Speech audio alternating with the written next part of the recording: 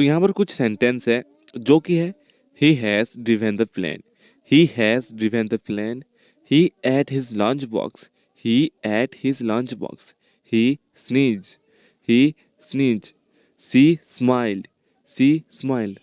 तो आपको क्या करना होगा कि आपको इन सेंटेंस में से कौन सा वर्ब ट्रांजिटिव वर्ब है और कौन सा वर्ब इनट्रांजिटिव वर्ब है, ये आपको पता लगाना होगा। ओके, तो चलिए देखते हैं सबसे पहला सेंटेंस को। तो यहाँ पर ट्रांजिटिव वर्ब क्या है? तो यहाँ पर ट्रांजिटिव वर्ब है ड्रिवन। नेक्स्ट है he ate his lunch box.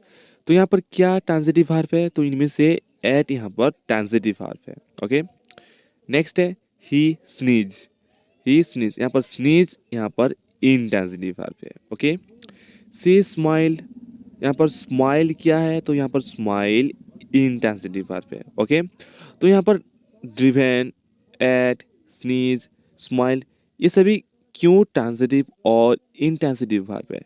तो ये जानने के लिए आपको इस वीडियो को शुरू से लास्ट तक देखना होगा, ताकि आप अच्छे से समझ पाएंगे कि क्या ट्रांजिटिव वर्ब है और क्या इंटेंसिटिव वर्ब है। तो है guys, my name is Naveen and welcome back to my channel spoken English IQ। और आप आज जानने वाले हैं what is the difference between transitive verb and intransitive verb के बारे में। तो गाइस चलिए शुरू करते हैं आज का टॉपिक। तो सबसे पहले जान लेते हैं कि व्हाट इज ट्रांजिटिव वर्ब। तो गाइस, और transitive verb is a verb that needs a direct object to implement an action, whether it may be a noun, pronoun, noun phrase, or else which follow the verb of a sentence to make the sentence meaningful।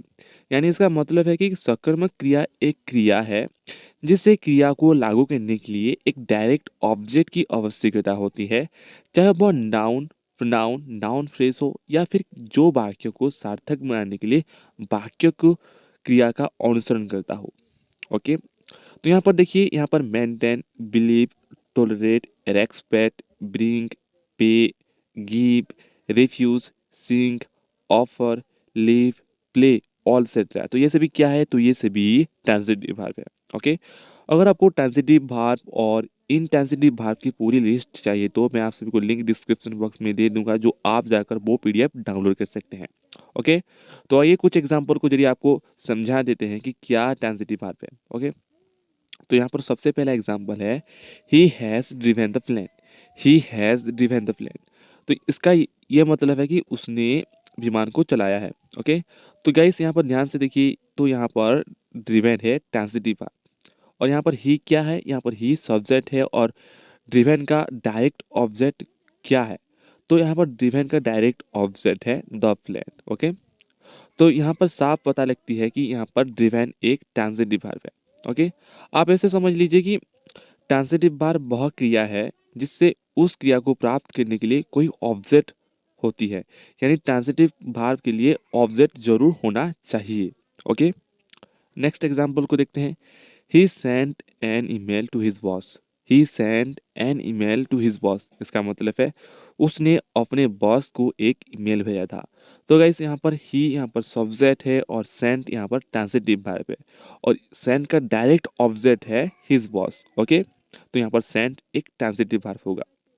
Next example है he ate his lunch box, he ate his lunch box, इसका मतलब है उसने अपना lunch box खा लिया।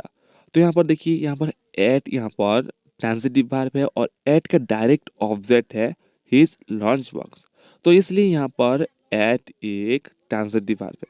Okay, समझ में आया? नेक्स्ट है इनट्रांजिटिव वर्ब, इनट्रांजिटिव वर्ब यानी अकर्मक क्रिया। तो गाइस देखिए, intransitive verb are the action that do not have an object to receive that action. यानी इसका मतलब है कि अकर्मक क्रिया वो क्रिया है जिनमें उस क्रिया को प्राप्त करने के लिए कोई ऑब्जेक्ट नहीं होती है। ओके, समझ में आया? तो आइए कुछ एग्जांपल को देखते हैं। तो यहाँ पर कुछ एग्जांपल है, यानी ही स्नीजेस, ही स्नीजेस, इसका मतलब है वह छींकता है। तो गाइस यहाँ पर ध्यान से देखिए, यहाँ पर ना ही कोई ऑब्जेक्ट है, इसलिए यहाँ पर स्नीजेस एक इंट्रांजिटिव वर्ब हुआ। ओके, समझ में आया? नेक्स्ट एग्जांपल को देखते हैं। सी स्माइल्ड, सी स्माइल्ड, वह हंसी। तो गाइस यहाँ पर स्माइल क्या है, तो यहाँ पर स्माइल एक इंटेंसिटी वर्ब है, क्योंकि इसके आगे ना ही कोई ऑब्जेक्ट है। ओके, समझ में आया। नेक्स्ट है ही प्लेज। ही प्लेज, वह खेलता है। तो गाइस यहाँ पर देखिए, यहाँ पर ही है सब्जेक्ट और प्लेस यहाँ पर इंटेंसिटी वर्ब है और यहाँ पर ऑब्जेक्ट नहीं है, तो इसलिए प्लेस एक इंटेंसिटी वर्ब है। ओके, तो ये था आज का topic, the difference between intensity verb और इंटेंसिटी वर्ब के बारे में।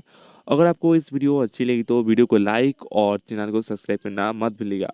तो फिर मिलते हैं ऐसे न्यू टॉपिक के साथ, तब तक के लिए धन्यवाद।